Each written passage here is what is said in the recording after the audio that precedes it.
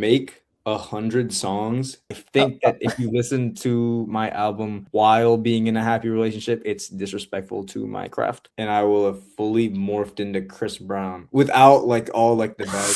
I want to help tell you a story.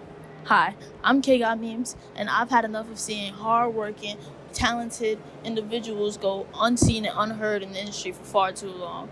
So I created this show. I created this show with the sole purpose of documenting those on the rise. I want to use my storytelling skills to help broadcast your skills. I'm looking for creatives, I'm looking for underdogs, I'm looking for people with a voice and a vision. And if you think that's you, your friend, your deli guy, then DM at KGOT Films if you're interested. Let's get you on the show. Let's make them see us. Let's make them hear us. Because I promise, this is just the start.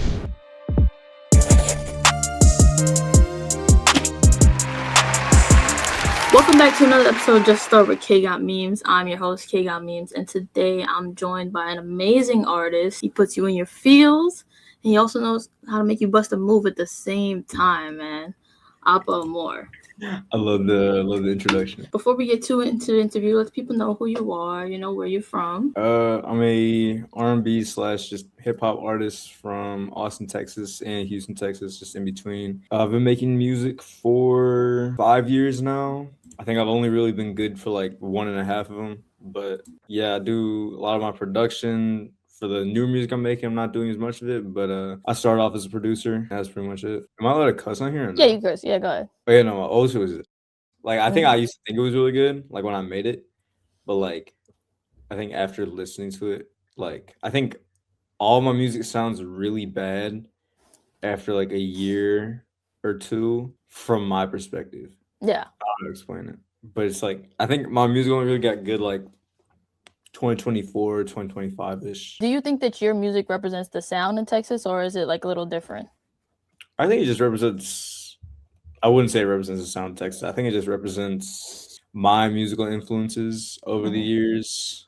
Because most of my time when I started making music was when I was living in Houston. So, like I'm from Austin, but when I was going to school in Houston, that's really when I was making all of my music. So I guess you say like the Houston hip hop influence. Cause I was really only making like hip hop rap music until last year. I kind of made like a more R&B focused approach. If you listen to some of your music, you have a little bit more singing, more rapping. What made you not just go one direction? I think I just like doing everything. So it's kind of just what I'm feeling in the moment. If I wanted to do like a rap song, I'll do a rap song. I always love doing like singing songs, like R&B songs.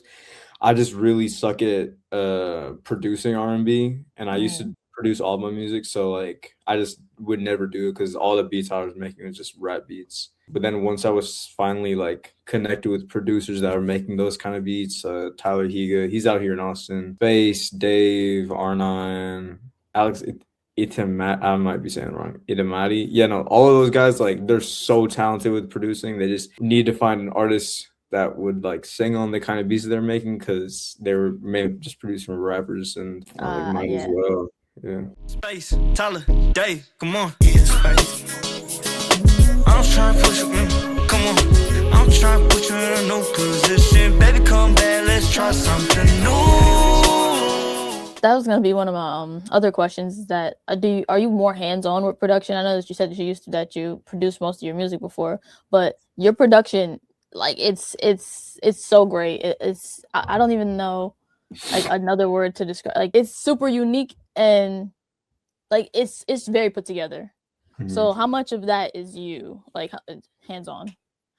I'll say most of the time it's kind of just we all have a Discord. We're all in. If you've heard of the artist KP, he's really good. It's one of my friends that is in Houston, and we all kind of met in like his Discord server. And basically, they would send a bunch of R&B beats, and he wouldn't use them, but like I would use them. I would only really just change things like the structure, and then like doing certain EQ changes and like tape stops, things like that. And then there's some beats on the project I'm about to put out that I directly worked on, which is like directly worked on melodies, directly worked on the drums. But I would say for the music I've put out so far, I've really only given like stylistic kind of tips, but like the producers, they do like 90% to 95% of the work. Like that's why I've always said like the producers, like they do so much for this kind of music because it's like 50-50 producer artist through Yeah, everything. and kind of the music that the R&B sounds kind of coming from a bit of the work with the producers. But have you ever listened to like a lot of R&B artists when you were growing up? Or who are some of your inspirations? Growing up, not as much, honestly. Um, Honestly, when I was growing up, I was listening to a lot more of the stuff that my mom would play, which is just like classical music because she was a piano player. And but I think like end of high school to beginning of college, like, I was really listening to a lot of like old Brandy, a lot of 702, SWV, Tony Braxton. Not recently, but I guess like in my junior senior year was really getting into like Yeah, Jodeci, Mint Condition. Like I nice. think that for the project I'm about to put out, like the beginning of it is a lot more inspired by like Brandy or like Aaliyah kind of sound. And towards the back end, I really wanted to be more like kind of like Jodeci, Mint Condition, like those Nah. like long songs like Cry for You or like Breaking My Heart. Like I wanted songs like that to be things like I could perform because those are songs I've always wanted to make. I just didn't have like the production budget or the skill to make, but now it's kind of all coming together. Wow. Well, speaking of your songwriting process, can you take me through it? Are you more like you got to make music in the studio, or you just want to be by yourself when you're making the music? I rarely make music in like sound treated spaces. I think there's maybe 3 songs that were on my next tape that are like sound treated space, like an actual studio. But usually I'm just making my own stuff like anywhere I can. I've recently just anywhere I can have my mic because I've had to do like a lot of travel recently, so I just have my mic in a backpack and any room I can get into, just record there. Like there's one song that like we almost just used a phone recording on like and just mixed it down. But I want to get in the studio a lot more just because I'm trying to get my sound to sound a lot more like professional. Like I still feel like there's so many things I can improve on with my Yeah. sound, but right now hasn't been a lot of sound treated spaces, but I would like to. So I'm gonna reference Death Imitates Art, the intro to it. You said Yeah, there's nothing more beautiful than a beautiful thing coming to an end. Take me yeah, through that, because that when you said that, I was like, wait a minute. And then for that to yeah, be on the end of the intro, like you're yeah. setting the scene. Dang, that was so long ago. Wow. Yeah. That was what, 2024. For that project, it was kind of like there's always something beautiful and something ending because it allows you to reflect on everything that's happened prior. Yeah. So like that one wasn't really, I've never really had like a super in-depth like writing process, but everything kind of just like with my songs, it kind of just like flow to me in the moment. And like I'll say what I'm like thinking. Like usually when I'm starting to write something, I'll just write down a bunch of ideas, and then like the ideas don't rhyme and they don't make sense. There's no flow to it. It just sounds like a bunch of like rambled thoughts. But like I'll just start punching in, and then like I'll look at ideas, and then. But I guess that kind of goes to my next question: is does Heartbreak make better music? Hell yeah. Every time I think about those 3 words, I only see you. But now you left me on my own for good. I got no choice but leave you. Okay, I wanted to love you. Girl, I just wanted to, baby. Baby, I wanted to love you. Why do you think so? For sure. Like for I mean, because 100% it's the most like raw emotion you can really have. So I mean, I'd say heartbreak and grief are probably the 2 best emotions for music. Not a lot of good music comes from. So it's a pretty shitty thing to say, but not a lot of music comes from like being happy. Like I don't know, I can't think of like one. Pharrell made a big a big song called The song was Happy. I don't know. ass. That was it. Yeah, it wasn't The nothing song to it. was It's very. dog shit, bro. Yeah, I see what you're saying. Like, kind of all of those other emotions are very surface level. So when you do write from a place of heavy emotion, you can make something like that, something very beautiful. What's one thing you wish people knew about you, or your music? It doesn't have to be specifically about you. Yeah, that's a good question. I don't know. I feel like I wish people knew less about me, like less about like my personal life. Because I think when people know a lot about my personal life, and then like you can hear it in the music.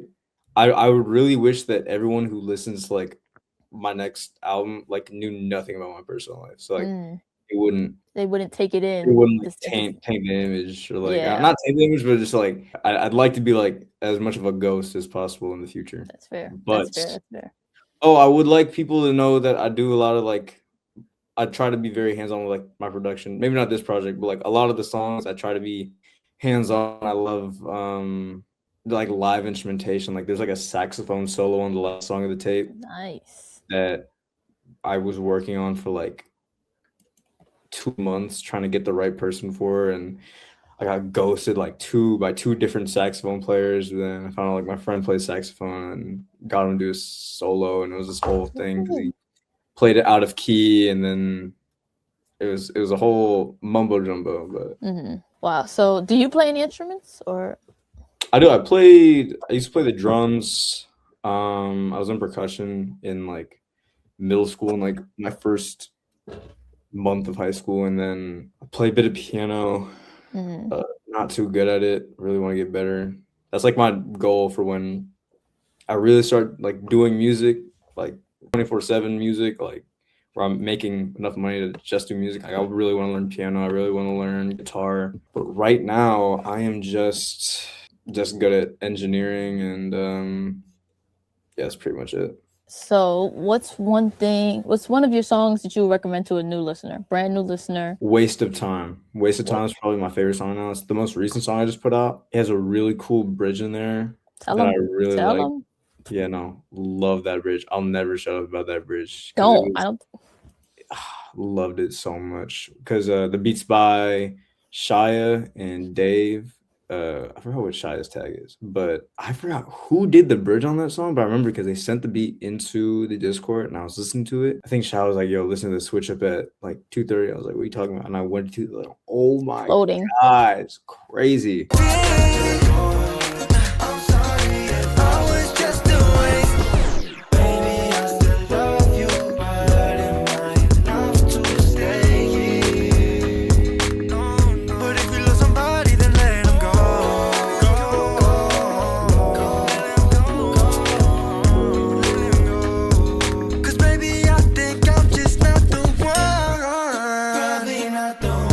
I was so dumbfounded because like I haven't heard a bridge like this since like like Mario or like that era, like so I knew I had to use it. I had tried like 3 different ways to go out that song and none of them worked, and I literally just threw that beat in like my archive folder. I was like, I'll get to it another day. And then one day I was writing a song for another beat and I was like, wait, this would make sense on this one, and then everything just kind of worked out.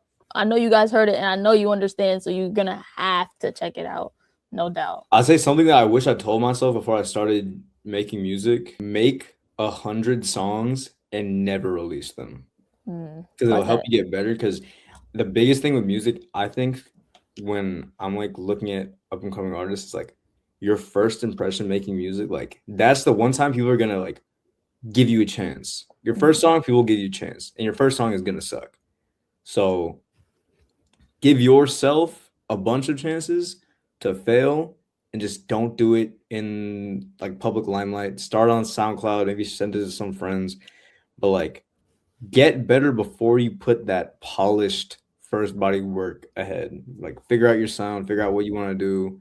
A lot of people start making music, me included, with no plan, no like artistic identity. They don't really have any influences. Find yourself artistically before you put out that first song, because that first song is your first impression. And if your first impression is like a sloppy fish handshake, no one's gonna like you. What's your favorite thing about creating music? Now speaking from just yourself. I say I have 2 things. One of them is just being able to express myself and like what I'm going through at the time in a healthy outlet, also feels productive while I'm doing it. And the second thing I really like is just like the feeling of finishing a song and like being able to lock in for such like 3-4 hours on one song, and then just the feeling of finishing it, exporting it, and just like listening to it in my car. I hate dropping music. Like I hate the action of like releasing music. I really don't like, just because it's like it's a lot of marketing stuff that I'm really not good at, but making music and like finishing music, that is so fun. There's nothing more fun than just like making a song. Oh, big thing I don't like, and maybe this is me being like ungrateful. This is a weird thing to say in an interview. Go I don't ahead. like Go it ahead. when people in person talk to me about my music. You know, it's just a weird thing. I don't know. It's kind of like I always feel like I'm being like laughed at. It feels like butt of the joke. You know what I'm saying? It's Yeah, like no. what? Like no. Same thing where you're saying. I guess that kind of ties back to when you're saying you don't want, like, you'd rather have people know less about you with Yeah, the I music really because wish they people. got lore. They don't Yeah, need the lore. You're supposed to just enjoy. Yeah, yeah. I Like when I get. put the album out, I really don't want people asking like, "Oh, like what's this about? Like this situation?" Yeah, it's It's a like, lot. yeah, because I don't want to really like. I'd rather you just listen to music and like make your own assumption rather than ask me and me just like ruin it for you. It's like if like you asked, think of like a mid tier. I wouldn't put myself as like Picasso, but like think of like a mid tier like shitty painter and be like, what was like the purpose of this painting? Yeah, at the end of the day, It's it's like art. it's up for you to decide. Like you can Exactly.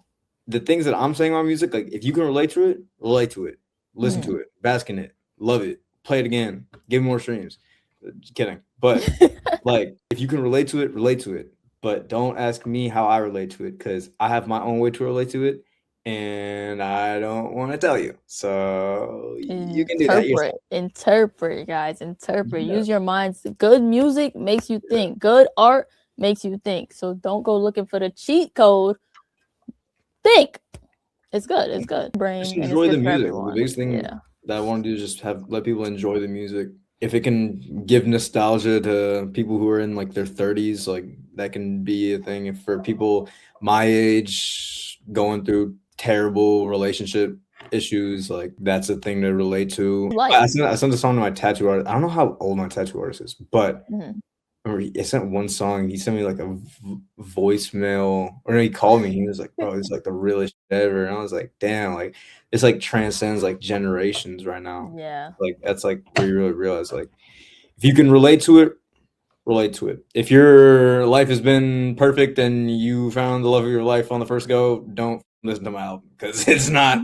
You're not gonna like it. So you know. Speaking of, like, you want to tell us about your next one? What's coming out next? What what's to expect? So this next album, it's called Amour and Rose, which loosely translates to "Love in Pink" in French, but it is a 13-song album, all R&B. It's kind of like a side A, side B kind of thing. Side A, put a lot more of like upbeat, in love kind of tunes, and then side B, a lot more heartbreak tunes. Really tried tapping into that like 90s R&B sound. Got some of the 80s R&B sound in there. Some cuts that would give you like Jodeci vibes. Some cuts that would give you like Justin Timberlake vibes. That's honestly like that's like the least humble thing I could say about this record. But I really like it. I listen to it a lot because I am a narcissist with my music. So I listen Who to says like you have to be humble about things that you create? It's just confidence. It's just confidence. Rock out. yeah, I get it. I try to humble myself That's fair. because I have confidence in my music, but it's like You don't want to seem like the biggest ego, man. But you know, I'll start talking my shit in like 3 years. In 2029, I will be talking my shit and I will have fully morphed into Chris Brown without like all like the bad though. Just like tattoos and like I'll be like more cut hopefully. Nice. All right. Hopefully I'll have a better voice then. I still don't like my voice right now in like singing. I really want to get better with like my like runs and stuff. Like I still can't really do runs that well. That's why also I'll try to stay humble because it's like there's people who are so much more talented than me, like in everything. Like I'm really not. I'll always say this, I'm really not that good at music. I just know how to make a good like song. Like I can make a good really song. important though. But I really like. I'm not a very talented singer. I'm not a very like.